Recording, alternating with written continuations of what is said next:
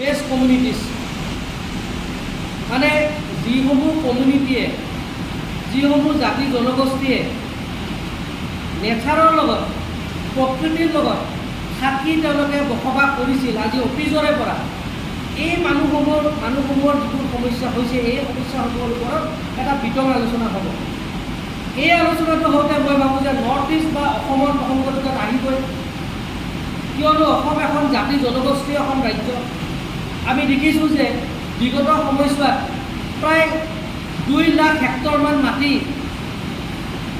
Deforestation হৈছে, গছ বন কটা হৈছে। আৰু এই গছ বনত আমি দেখিছোঁ, এই জংঘলৰ এই মাটিবোৰত দেখিছোঁ যে তাত কোনো ৰাইজৰ ওচৰতে মাটিবোৰ যোৱা নাই।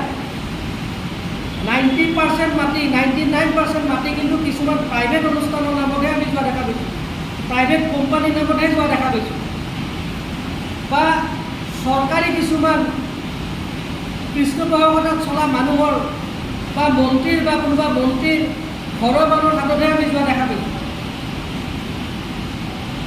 এতিয়া যিটো এক উচ্ছেদ অভিযান চৰকাৰে চলাবলৈ লৈছে তাত আমাৰ সন্দেহ হৈছে, তাত আমি দেখিছোঁ যে আজি ডিমা হাজৰ 3000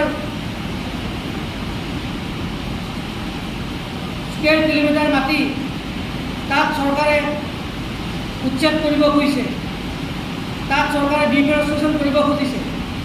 পৰ্বতজোৰা দেখিলেও মানুহ উচ্ছেদ কৰিছে, জনজাতীয় মানুহ উচ্ছেদ কৰিছে, কাৰ্বি আংলঙত জনজাতীয় মানুহ উচ্ছেদ কৰিছে। ঠিক তেনেকৈ গোৱালপাৰা ধুবুৰী বিভিন্ন এৰিয়াত মানুহবোৰ উচ্ছেদ কৰিছে। এতিয়া কথাটো হ'ল কি যে এই মানুহবোৰ যে উচ্ছেদ কৰিলে, এই উচ্ছেদ কৰি পেলাই চৰকাৰে সেই মাটিবিলাক কি কৰিব খুজিছে। আমি দেখিছোঁ যে ক'ৰবাত আদানী গ্ৰুপত দিবলৈ খুজিছে, ক'ৰবাত চিমেণ্ট কোম্পানীক দিবলৈ খুজিছে।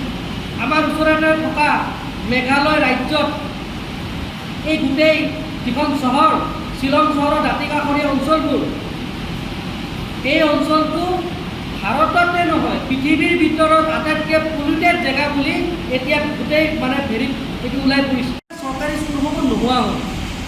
চৰকাৰী স্কুল নোহোৱা হোৱা মানে কি যে তাত যিসমূহ ল'ৰা ছোৱালীয়ে, যিসমূহ পৰিয়ালৰ ল'ৰা ছোৱালীয়ে তাত পঢ়া শুনা কৰিছিল তেওঁলোকৰ সুবিধাটো নোহোৱা হ'ল।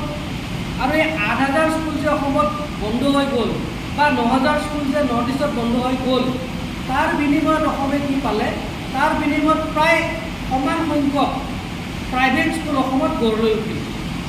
এতিয়া কথাটো হ'ল কি যে চৰকাৰী স্কুলত যিটো ফিজ ষ্ট্ৰাকচাৰ, চৰকাৰী স্কুলত চৰকাৰৰ যিটো সা সুবিধা প্ৰদান কৰি পেলাই ল'ৰা ছোৱালীক শিক্ষা প্ৰদান কৰা হয়, এই গোটেই ব্যৱস্থাটোৰ পৰা আমাৰ যিখিনি সাধাৰণ মানুহ, এই সাধাৰণ মানুহৰ ল'ৰা ছোৱালী এই সুবিধাটোৰ পৰা বঞ্চিত হ'ল।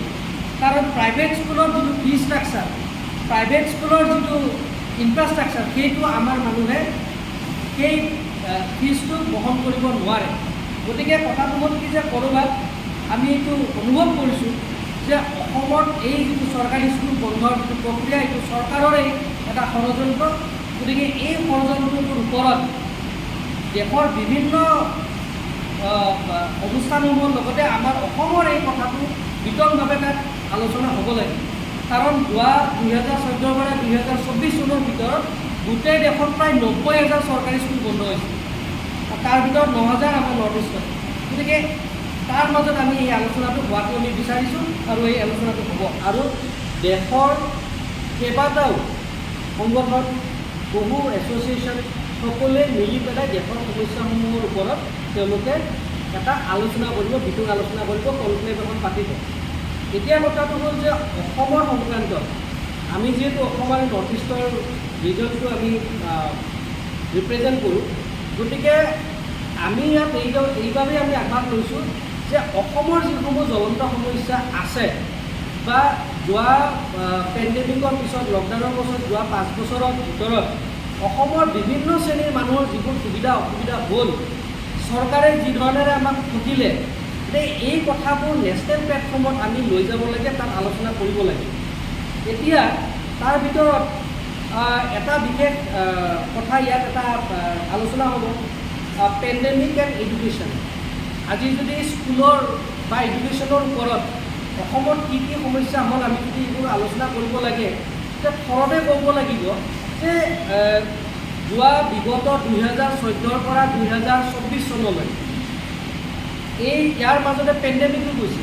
এই গোটেই পিৰিয়ডটোত গোটেই নৰ্থ ইষ্টত প্ৰায় 9,000খন চৰকাৰী স্কুল বন্ধ হৈছে, প্ৰায় 9,000, 8,900 চামথিং। আৰু এই 9,000 স্কুলত প্ৰায় 8,000 কেৱল অসমতে বন্ধ হৈছে চৰকাৰী স্কুল। যিকোনো খবৰৰ বাবে যোগাযোগ কৰক 7099017330 লগতে 7099017110 নম্বৰত।